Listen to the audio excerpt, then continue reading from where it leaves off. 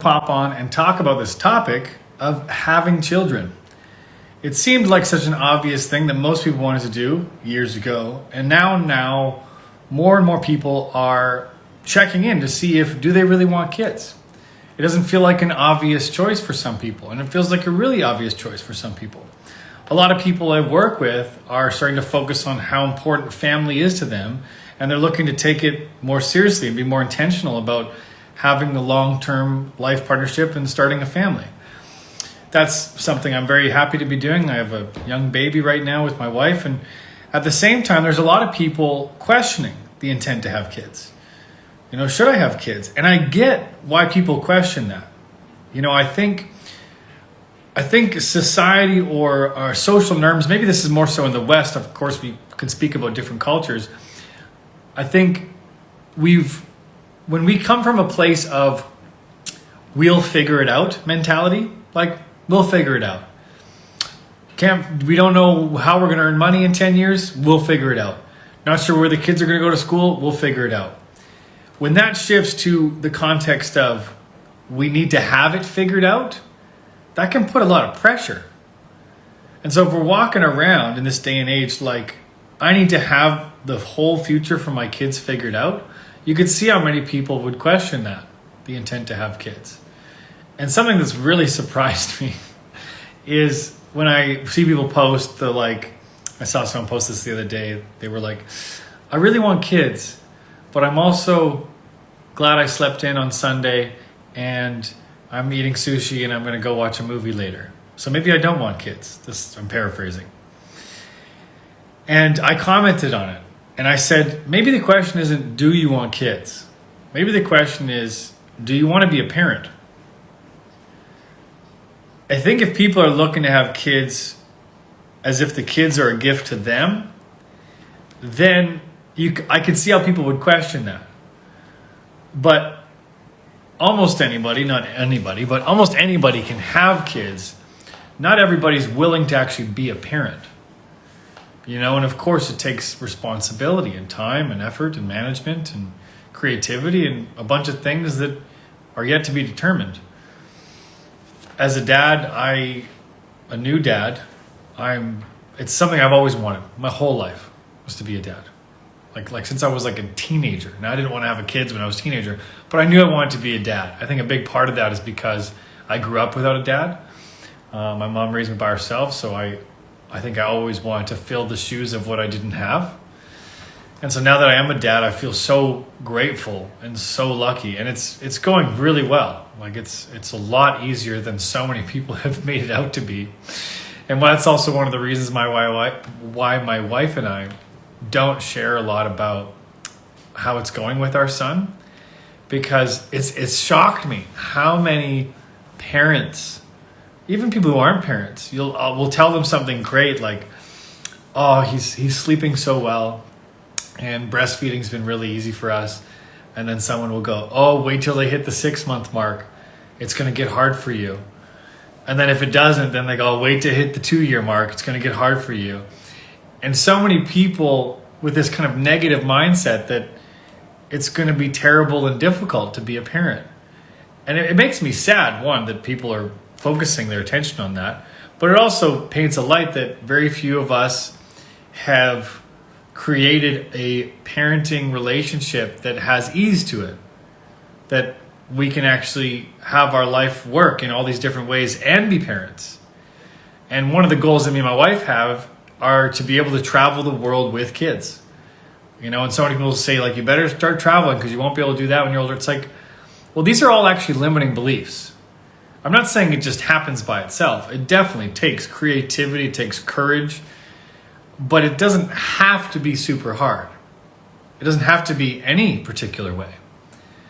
But when we walk around like it does have to be a particular way, like we have to have life figured out, well then of course people would feel nervous about the future. That's a lot of pressure. And so part of the philosophy that I adopt as a coach is connecting to what you genuinely desire and being willing to discover the path along the way. Now that takes courage because most of us want to know what's going to happen before it happens. We want to know all the steps and then we'll take the first step.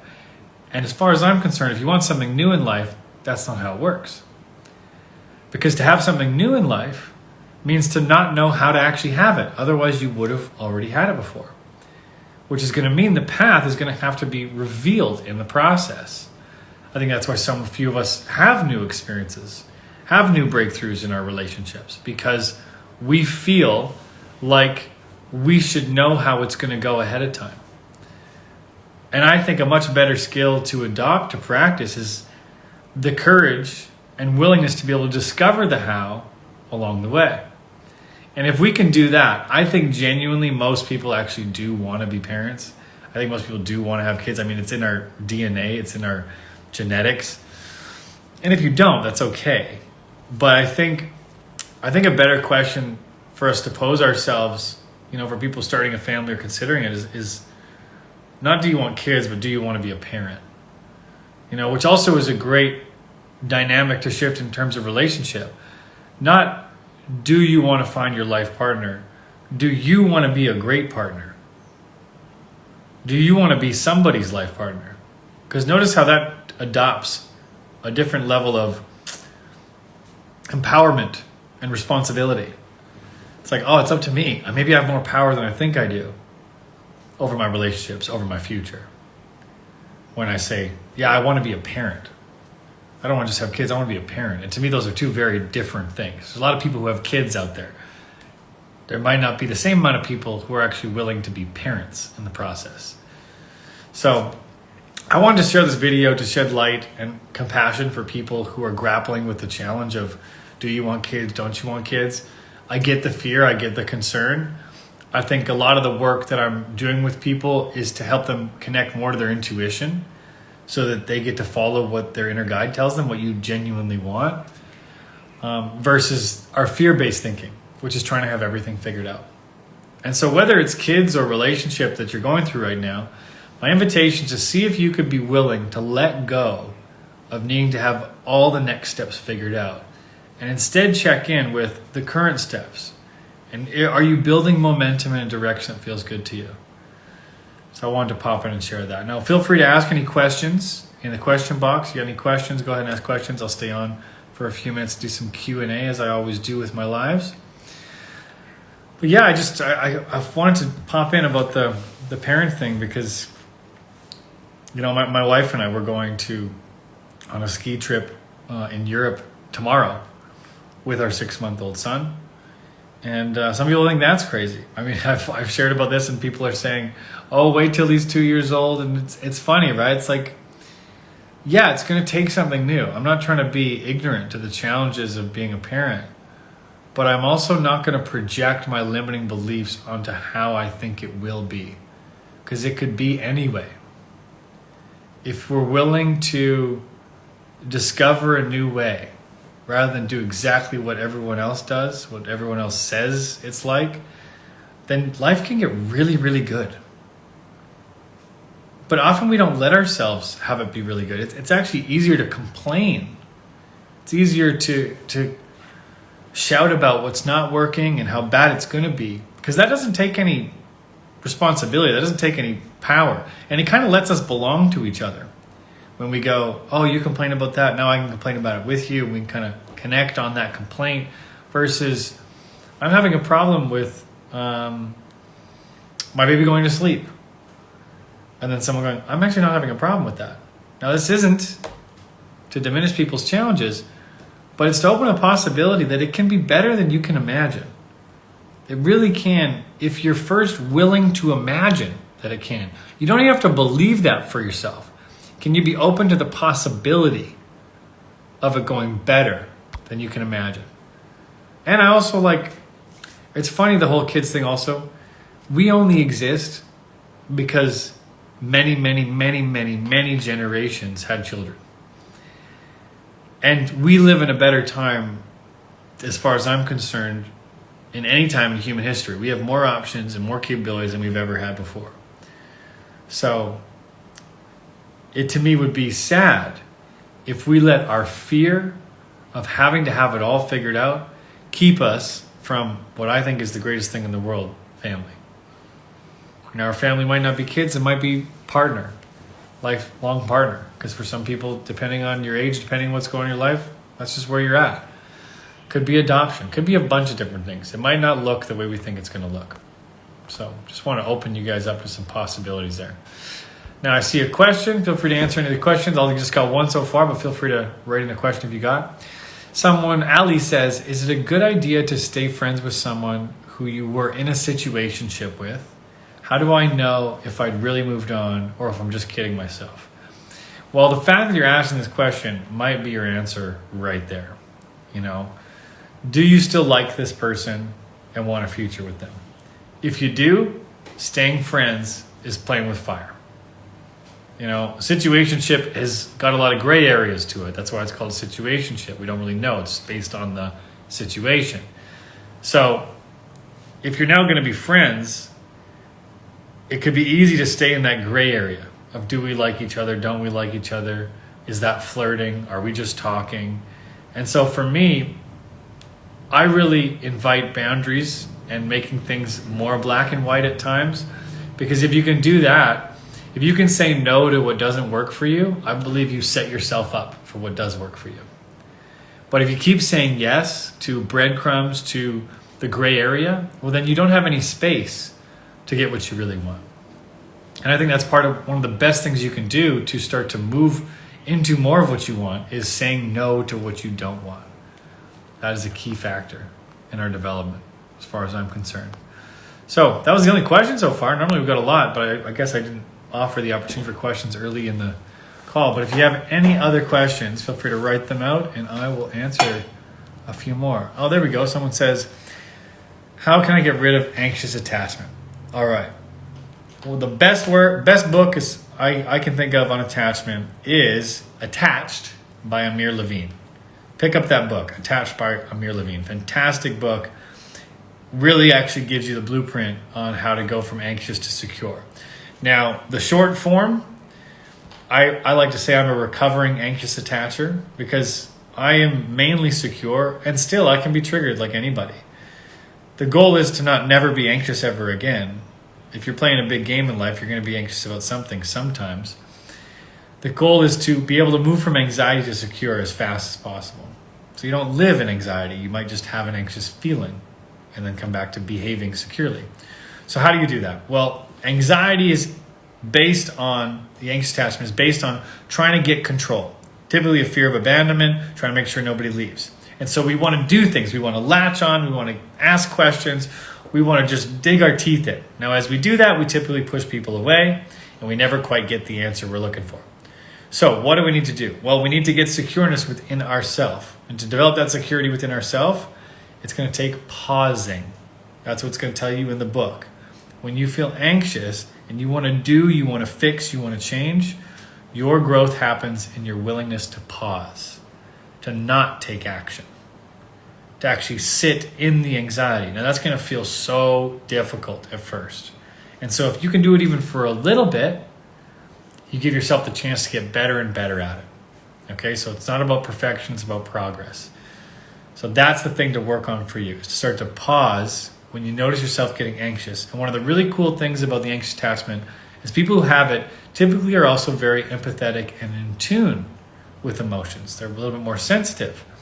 And so that means you can see what's going on, but only when you're in that stable state. If you're in the anxious state, you're going to be reacting. If you can pause long enough for yourself to discover what is the healthy action, what is the secure action, it is probably exactly what is needed. But you got to pause to let yourself arrive at that. Again, kind of like my earlier point of discovering the path along the way. I hope that helps and that you get to practice some pausing. Saw a couple more questions in there. Someone said, I'm having trouble setting boundaries in relationships. Any advice on how to be better at it? Yeah, absolutely. So setting big boundaries can be a tall order. That can be a big ask for you.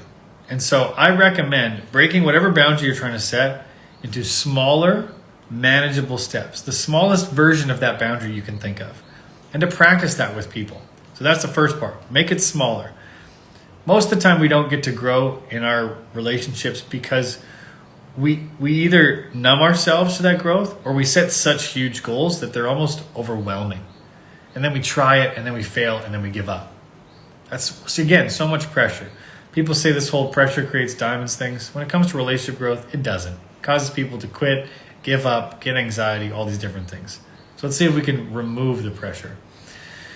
So that's the first part, making that boundary small to start, something that you can build and grow upon. The next one is making it super specific. What is the actual boundary? I was talking to a client the other day, and she's looking to set a boundary with her partner around communication with the mother of his child.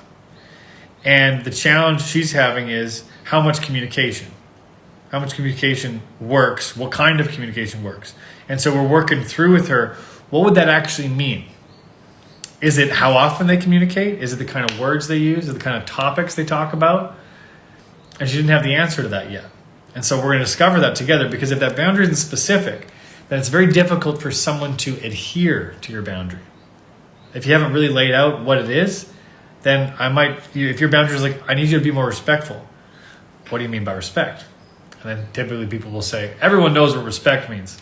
No, don't go there. Do not go there.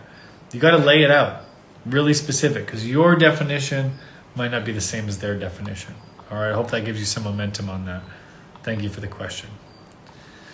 Next one I saw. How to master holding back our tongue to speak when we must, and to listen when it's essential. Oh man, that is a fantastic intention. To master holding back our tongue and to speak when we must.